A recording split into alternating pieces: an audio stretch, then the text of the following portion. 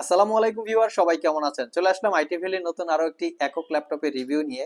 আজকের ভিডিওতে আমাদের সাথে থাকবে এইচপি ব্র্যান্ডের স্টুডিও টাইপের ল্যাপটপ নিয়ে।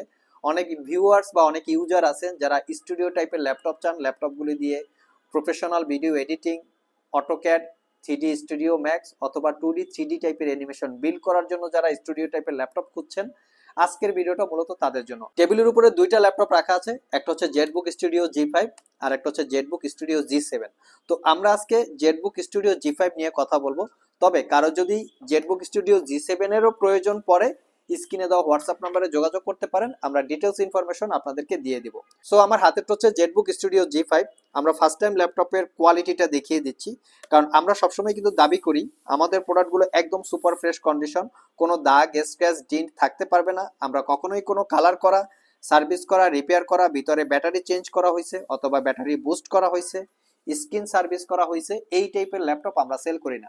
আর এজন্য কিন্তু আমরা আমাদের ল্যাপটপগুলিকে 6 মাস, 1 বছর বিভিন্ন মেয়াদের ওয়ারেন্টি ফ্যাসিলিটিস দিয়ে থাকি, যেই ওয়ারেন্টি ফ্যাসিলিটিসটা অন্য যে কোনো দোকানের থেকে বা যে কোনো শপের থেকে অনেকটাই বেশি হয়ে থাকে, লং টাইম ওয়ারেন্টি ফ্যাসিলিটি। তো আমরা ল্যাপটপের লুকিংটা দেখিয়ে দিচ্ছি। এখন আমরা ল্যাপটপের কনফিগারেশন সম্পর্কে একটু আলোচনা করার চেষ্টা করব আপনাদের সাথে। সাথে থাকবেন ভিউয়ার্স। এটা হচ্ছে ল্যাপটপের মডেল ইনফরমেশন আমি দেখিয়ে দিচ্ছি।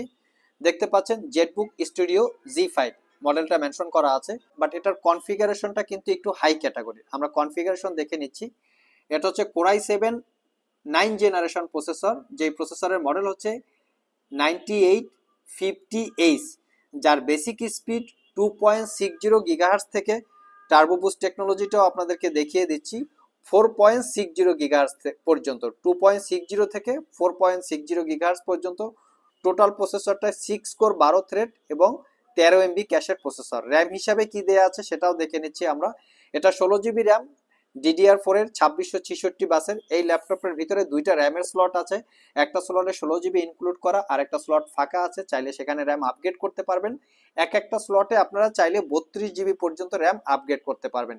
এসএসডি হিসেবে ওয়েস্টার্ন ডিজিটালের M.2 NVMe 512 GB ক্যাপাসিটির এসএসডি, যেটা হচ্ছে জেন 3 এসএসডি। চাইলে এখানে 1 TB বা 2 TB পর্যন্ত আপগ্রেড করে নিতে পারবেন। ওয়াইফাই হিসেবে পাচ্ছেন 160 মেগাহার্টজ ওয়াইফাই 6 যেটাতে থাকে।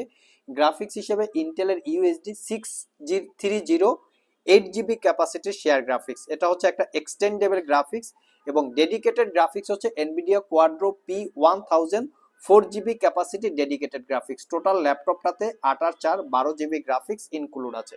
সো খুবই পাওয়ারফুল টাইপের একটা ল্যাপটপ। যারা AutoCAD, 3D studio max, 2D 3D টাইপের অ্যানিমেশন অথবা প্রফেশনালি ভিডিও এডিট করার জন্য Adobe Premiere Pro software use করেন, তাদের জন্য মূলত সফটওয়্যার ল্যাপটপটা খুবই কমফোর্টেবল। ল্যাপটপটাতে face ID camera, privacy web camera এবং 15.6 ইঞ্চি ন্যারো ব্যাজেলের full HD IPS matte display, যার ভিউ অ্যাঙ্গেল একদম 145 ডিগ্রি পর্যন্ত এবং ডিসপ্লেটাকে চাইলে কিন্তু আপনারা এক হাত দিয়ে অনায়াসে ওপেন করতে পারবেন। ভিউয়ার্স, ল্যাপটপটার আমরা একটু বিল্ড কোয়ালিটি দেখে আসি। পুরো ল্যাপটপটাই হচ্ছে মেটাল দিয়ে বিল্ড করা। প্রিমিয়াম সেগমেন্টের ল্যাপটপ কিন্তু ফুললি মেটাল দিয়ে বিল্ড করা হয়।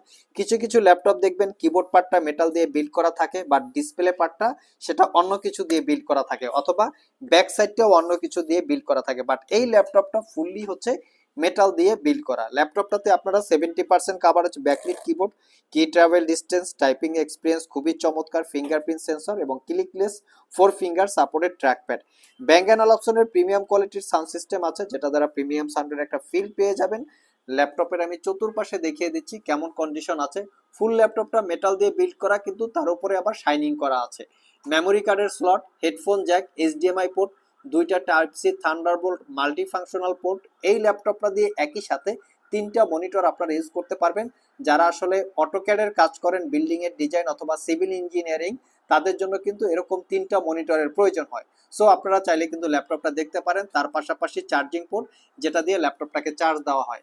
হালকা করে একটু জেম কাট বা ডায়মন্ড কাটের ডিজাইনের শেড আছে। এখানে মেনশন করা আছে মোবাইল ওয়ার্ক স্টেশন, যার মিনিংটা হচ্ছে ল্যাপটপটা যদি আপনারা একই সাথে 365 দিন চালিয়ে রাখেন, একবারও তাতে হ্যাং করবে না, ল্যাগ করবে না, স্লো কাজ করবে না। এই টাইপের ল্যাপটপই হচ্ছে জেটবুক স্টুডিও। অপোজিট পাশে দুইটা ইউএসবি পোর্ট, এখানে হচ্ছে এয়ার ভেন্টিলেটর, গরম বাতাসটা বের করার জন্য যে পোর্টটা থাকে। ওভারঅল এই হচ্ছে ল্যাপটপের লুকিং। টোটাল 4টা স্পিকার আছে। ব্যাক সাইডে দুইটা এবং ফ্রন্ট সাইডে দুইটা আছে। 6 মাসের রিপ্লেসমেন্ট ওয়ারেন্টি, 5 বছরের সার্ভিস ওয়ারেন্টি দিয়ে এই ল্যাপটপটা পারচেস করতে পারবেন মাত্র 80,500 টাকা, একদম রিজনেবল প্রাইস। এখন আপনাদের অনেকের মনে প্রশ্ন আসতে পারে যে ইউজ ল্যাপটপ তাও 80,000 টাকা। আমি বলবো ভাই, এই ল্যাপটপটা নতুন অবস্থায় আপনারা কিনতে গেলে মোটামুটি 4 থেকে 5 লাখ টাকার মতো প্রয়োজন হয়। যদি আপনারা জেটবুক স্টুডিও 12 জেনারেশন, 13 জেনারেশন অথবা 14 জেনারেশন ল্যাপটপ পারচেস করতে চান, সেক্ষেত্রে ডেফিনেটলি 5 থেকে 6 লাখ টাকার প্রাইস পড়বে। চাইলে আপনারা গুগলে চেক করতে পারেন। সো এই জন্যই কিন্তু এই ল্যাপটপগুলোর প্রাইস বেশি হয়। তো এর পাশাপাশি আমাদের কাছে জেটবুক স্টুডিও G7ও আছে। এটাও হচ্ছে একদম রিজনেবল প্রাইসে, কোরাই 7 10 জেন 16 512 4GB ডেডিকেটেড। এটা সম্পর্কে যদি বিস্তারিত ইনফরমেশন আপনারা জানতে চান, স্ক্রিনে দেওয়া হোয়াটসঅ্যাপ নাম্বারে যোগাযোগ করতে পারবেন। এবং চার্জার হিসেবে দিচ্ছি আমরা একটা অরিজিনাল চার্জার, যেটা 100% এইচপির অথেন্টিক চার্জার। এটা 130 ওয়াট বা তার একটু কম বেশি হবে। ল্যাপটপটা ক্যারি করার জন্য একটা ব্যাগ এবং ল্যাপটপের সাথে একটা mechanical RGB keyboard. So viewers, এই ছিল আমাদের আজকের ভিডিও। আজকের ভিডিওতে আমরা আপনাদেরকে এইচপি জেটবুক স্টুডিও টাইপের একটা ল্যাপটপের ডিটেলস সম্পর্কে বলার চেষ্টা করেছি। ওভারঅল ভিডিওটি যদি ভালো লেগে থাকে অবশ্যই একটি লাইক দিবেন। আবার দেখা হবে নতুন কোনো ভিডিও নিয়ে। সে পর্যন্ত সবাই ভালো থাকুন, সবাই সুস্থ থাকুন। সবাইকে আসসালামু আলাইকুম ওয়া রাহমাতুল্লাহ।